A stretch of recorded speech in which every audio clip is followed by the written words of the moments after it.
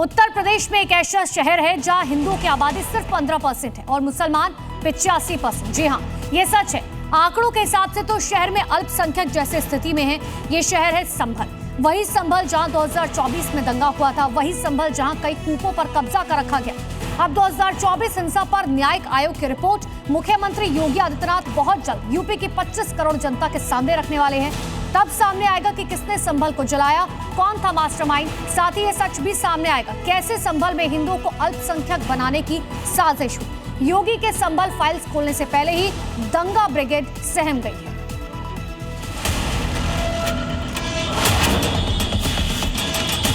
धर्मांतरण, हिंसा और तमाम लूट आग यानी इसकी बदौलत जो भी हिंदू था वहाँ वो हिंदू न सिर्फ पलायन किया बल्कि वहाँ जो रह गए हिंदू उनका धर्म परिवर्तन कराया गया।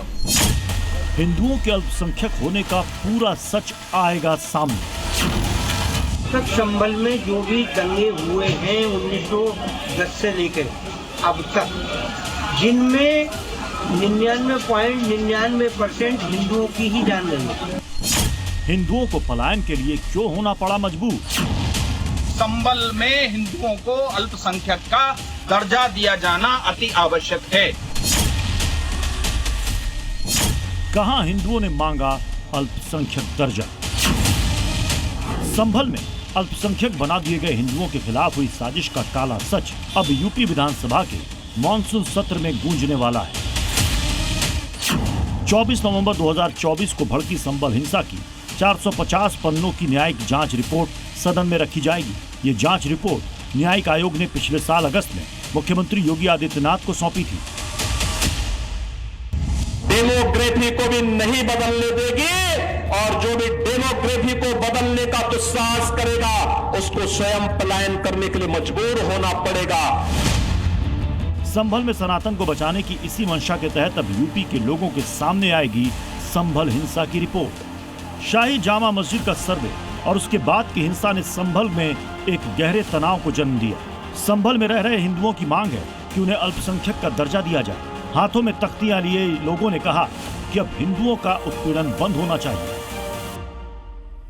संभल में हिंदुओं को अल्पसंख्यक का दर्जा दिया जाना अति आवश्यक है। ये वही हिंदू हैं जो देश के सबसे ज्यादा आबादी वाले राज्य में अल्पसंख्यक की तरह जीने को मजबूर हैं। लेकिन योगी राज में इनकी उम्मीद जागी है। बदली हुई व्यवस्था से एहसास हो चला है कि इंसाफ होगा। लेकिन भाईजान अब भी वहीं खूंटा गाड़े बैठे हैं। उनका नैरेटिव अब भी नहीं बदल रहा। डेमोग्राफी चेंज हुई है, इसका कोई पक्का सबूत, कोई पक्का कारण आज तक नहीं मिल सका है। कुछ लोग बिजनेस करने के पर्पज से बाहर चले गए, कुछ लोग अपने बच्चों को पढ़ाने के लिए बाहर कुछ कर गए हैं। तो अब ये डेमोग्राफी कैसे चेंज हुई है, इसका क्या कारण है, इसका कहीं भी कोई कारण नजर नहीं आता। दंगे तो एक जमाने से होते चले आए हैं, कहीं कोई डेमोग्राफी नहीं हुई है। ये है कुछ लोग जो होते हैं हर क्षेत्र, हर समाज के होते हैं, हर धर्म के होते हैं, जो काम करने के लिए बाहर क्षेत्र में चले जाते हैं अपनी मर्जी से, ना कि वो किसी के दबाव में या किसी के जो है उजाड़ने के चक्कर से गए। संभल समय समय पर दंगों की आग में झुलसता रहा है। 1978 के दंगों में भी यहाँ 184 हिंदुओं की मौत हो गई थी, जिसके बाद से यहाँ की डेमोग्राफी में तेजी से बदलाव हुआ। साल 1947 में संभल की मुस्लिम आबादी 55% थी और हिंदू आबादी 45%। लेकिन आज संभल में मुस्लिम आबादी 85% तक पहुँच गई है, जबकि हिंदू आबादी सिर्फ 15% रह गई है। संभल के आंकड़े सामाजिक बदलाव के साथ साथ यहाँ हिंदू समुदाय के संघर्ष की कहानी भी बयां कर रहे हैं। सवाल ये भी उठते रहे हैं कि संभल में कैसे बदल गई डेमोग्राफी। इसे 4 पॉइंट में समझने की कोशिश करते हैं। वजह नंबर 1, योजनाबद्ध दंगे। वजह नंबर 2, तुष्टीकरण। वजह नंबर 3, जबरन धर्मांतरण। वजह नंबर 4, डर का माहौल। क्यों?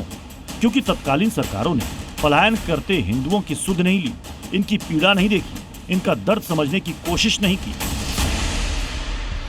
तक संभल में जो भी दंगे हुए हैं 1910 से लेकर अब तक, जिनमें 99.99% हिंदुओं की ही जान गई है। संभल में हुए एक के बाद एक दंगों से यहाँ के हिंदुओं को पलायन करना पड़ा और जो बच गए उन्हें बहुसंख्यक मुसलमानों का डर सता रहा है। अब योगी की संभल फाइल्स में कितने बेनकाब होंगे और संभल के कितने गुनहगार सामने आएंगे, इंतजार कीजिए, सब कुछ क्लियर हो जाएगा।